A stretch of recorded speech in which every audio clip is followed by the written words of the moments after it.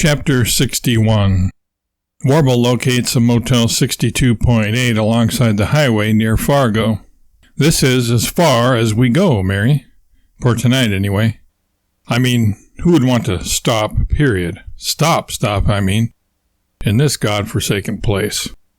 Mary, ignoring Warble as usual, gets out of the car. She is ready to eat, take a nice, long, hot bath, and follow that up with some scintillating television, such as The Weakest Link, a program Warble mistakenly thinks is a documentary about quality control workers in a sausage factory. When the next day dawns, Warble rousts Mary out of bed so that they can make it home by nightfall.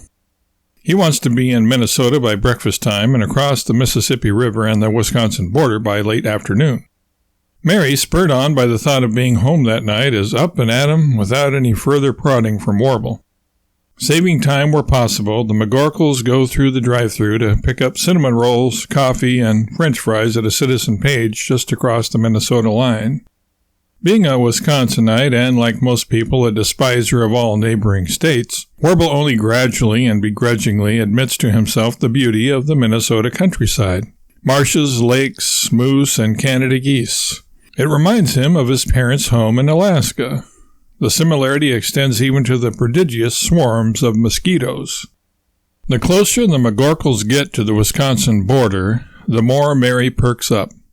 She is actually awake, alert, and responsive now. Warble takes advantage of this state of affairs by initiating another history lesson. Mary, we are bypassing Winona, Minnesota now. Over yonder, just beyond that hill and in a dale, lies the town.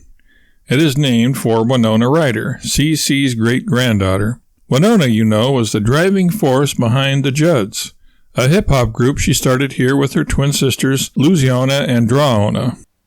Mary doesn't respond verbally. She just turns to Warble and shakes her head slowly in the affirmative, relaying to him that she heard what he said. Warble hopes, of course, that she catalogs the information for future reference. Mary, though, doesn't care much for hip-hop and forgets the trivia tidbit practically as soon as she hears it.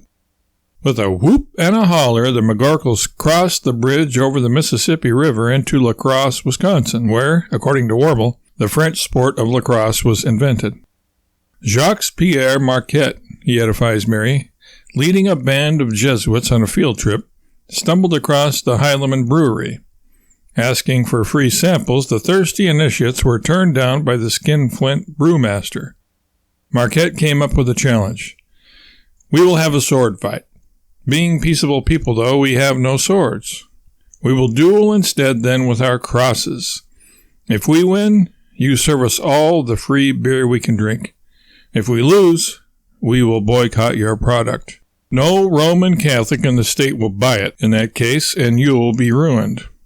You see, then, that I've outfoxed you and have you over a barrel. Outraged at this challenge and threat to his livelihood, the brewmaster quickly fashioned some makeshift crosses for all his employees. The result of the battle is unfortunately lost to antiquity. The important part of it all was, though, that the manly sport of lacrosse was thereby invented.